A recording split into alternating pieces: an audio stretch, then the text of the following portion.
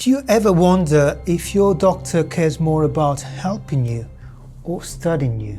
Are surgeons more driven by compassion or clinical interest? What you're about to hear is the story of how one of the most famous surgeons in history put his scientific curiosity above a young man's right to dignity. I'm a neurosurgeon, and every week I operate on the same kind of tumours that shaped the fate of the man we're about to meet. His name was Charles Byrne. The disease he's suffering from, Gigantism, is one of the most fascinating and at the same time one of the most devastating conditions in my practice. You might think of giants as figures from myth or fairy tale, but giants are real. They walk amongst us, their appearance often shaped by a tiny tumour in the pituitary gland that drives the body to grow out of control. Take Andre the Giant. He was 7 feet tall, a global superstar in wrestlings and movies. But behind the fame was a man whose heart and joints were failing under the strain of too much growth hormone. He died at the age of 46. Or Ted Cassidy, better known as Lurch from the Addams Family. Richard Kiel, the actor who played Jaws in the James Bond films. And in sport, Yogi Murishan, one of the tallest players in the NBA. These people weren't just tall, their bodies were being driven beyond their control by a tumour in the pituitary gland. But what is the pituitary gland? The pituitary gland is often called the body's master gland, a pea-sized organ that sits snugly at the base of your brain, a few centimeters behind the bridge of your nose. Despite its size, it has a huge job. It sends out chemical signals, hormones, that control growth, metabolism, reproduction, even how much water your body holds onto. Think of it as the brain's personal assistant, quietly pulling the strings to keep your body's systems in balance. When the pituitary gland makes too much growth hormone, the effects of this overproduction depend on the age of the patient. If it happens in childhood, before the bones have finished growing, the body shoots upward. The result is gigantism. Kids who grow at an astonishing speed, reaching extraordinary height, sometimes even 7 feet tall. But if the same thing happens in adulthood, when the bones can no longer lengthen, the growth has nowhere to go. Instead, the hands, the feet, the face begin to expand and thicken. This is acromegaly, from Greek akron, meaning extremity or tip. Think about the Acropolis in Athens. It was the highest point of the city. And megaly, meaning large. So literally, large extremities. Both gigantism and acromegaly come from the same cause, a small, usually benign tumour in the pituitary gland. The difference is simple but dramatic. In children, you grow taller. In adults, you grow broader. And that brings us to the most famous giant of all, Charles Byrne. Charles Byrne was born in 1761 in County Londonderry, in a hamlet called Littlebridge. His parents were ordinary people, farmers, but from childhood, Charles was anything but ordinary. By the time he was 10, he was already towering over adults in his village. People whispered that he was blessed or cursed by the fairies. There was no understanding then of hormones of the pituitary gland, only awe and superstition. As he grew into adolescence, so did the attention. His clothes had to be custom made. Doors and beds were too small. Charles was gentle, polite and shy by all accounts. Everywhere he went, heads turned. In his late teens, his extraordinary size drew the interest of travelling showmen who toured Ireland and Britain, exhibiting wonders of nature. They promised fame and fortune. And for a poor young man from the countryside, that was hard to resist. So in 1782, at around 21 years old, Charles Byrne crossed the Irish Sea to London, then the largest city in the world. Crowded, noisy, and fascinated by anything exotic. London in the 1780s was a place of contradiction. It was the age of enlightenment. Science, reason, and anatomy were flourishing. Yet, public entertainment was crude and ruthless. There were freak shows, anatomical theatres and coffeehouse curiosities. And into that world stepped the Irish giant. Byrne's arrival caused a sensation. Posters appeared calling the wonderful Irish giant the tallest man in the known world. People queued down the street to see him at an exhibition room on Cox Court near Piccadilly. Children stood on tiptoe for a glimpse. Gentlemen paid a shilling to shake his enormous hand. Even royalty wanted to meet him. He wore fine coats made specially for him. For a brief moment, he lived like a celebrity. Newspapers described his height, about 7 feet 7 inches, and estimated that he weighed 25 stone. But behind the spectacle was constant exhaustion. Byrne suffered from splitting headaches, joint pain, and failing vision, classic signs of a pituitary tumour present on the optic nerves. His voice was deep and slow. He sometimes struggled to breathe.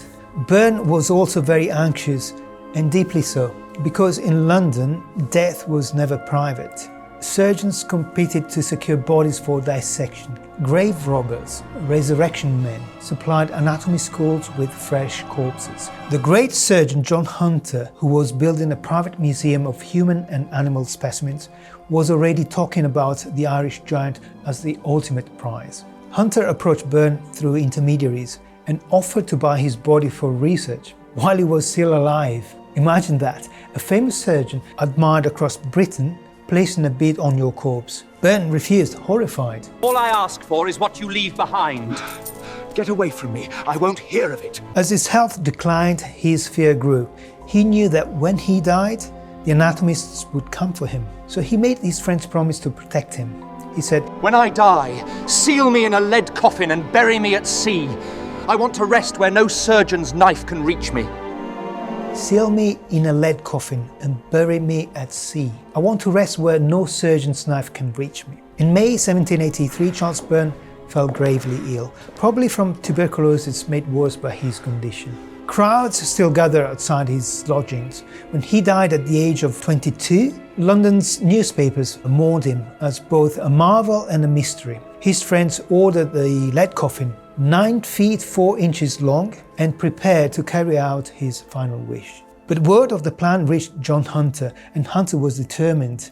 He saw Byrne's body not as a man to be honoured, but as a once-in-a-lifetime scientific specimen. He bribed the undertakers, reportedly about £500, an enormous sum for that time, to switch the body before it left London. Byrne's coffin went to Margate and was buried at sea, but it was empty. Hunter had already taken the body to his laboratory in Leicester Square. There, in secret, he boiled the flesh away, articulated the bones, and placed the towering skeleton in his collection. 4 years later, Hunter unveiled the skeleton proudly in his museum. Visitors marvelled at the skeleton of the Irish giant standing upright in a glass case.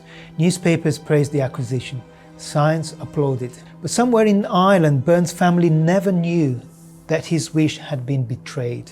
His dignity, already eroded in life by spectacle and disease, was finally stolen in death by the very institution that claimed to serve human knowledge. Hunter's private collection grew with his reputation. He wanted to catalogue the entire natural world, to create a visual encyclopedia of life, disease and death. By the 1770s, his home had become part laboratory, part museum. Shelves lined with jars of preserved organs, skeletons of rare animals, malformed fetuses, diseased limbs suspended in spirit. It was shocking, macabre, and utterly fascinating. Hunter was not a villain in his own mind. He was the embodiment of enlightenment, rational, empirical, relentless.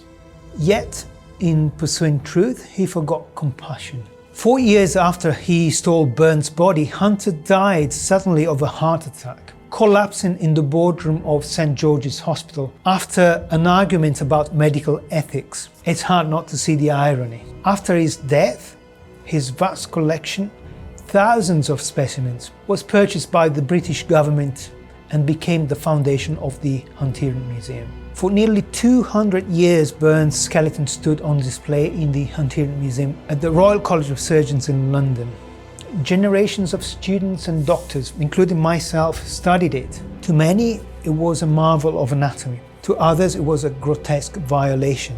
In 2011, two ethicists, Professor Len Doyle and Thomas Munzer, published an article in the British Medical Journal calling for Byrne's skeleton to be removed from display and buried at sea, as he had wished. They argued that Byrne's DNA had already been sampled, a scientific value had been extracted. What remained was a human being whose final request had been ignored. Respecting that wish was a matter of dignity. A public poll followed. The majority supported burial. Others wanted the skeleton preserved for research. In 2012, the Royal College of Surgeons decided to keep it on display. The debate raged on. In 2015, the mayor of Derry called for burial. Finally, in January 2023, the Hunterian Museum announced it would retire Byrne's skeleton from public view. Today, it is no longer on display, but it has still not been buried at sea. Charles Byrne's story forces us to ask, can we benefit from knowledge obtained unethically? For 2 centuries, students and doctors, including myself, learned from his skeleton. But at what cost? Is there a point where science must say enough? As a pituitary surgeon, I operate on the very tumours that shaped Charles Byrne's fate. My work is about restoring control, giving patients back their health and dignity. Charles Byrne never had that chance. His life and even his death were defined by forces outside his control. During his life, by the biology of a tiny tumour in his pituitary gland, and after death, by the hands of science that took possession of his body without his consent. So I leave you with the question we began with. Can scientific curiosity ever justify violating human dignity? The story of the Irish giant insists that we think very carefully before we answer.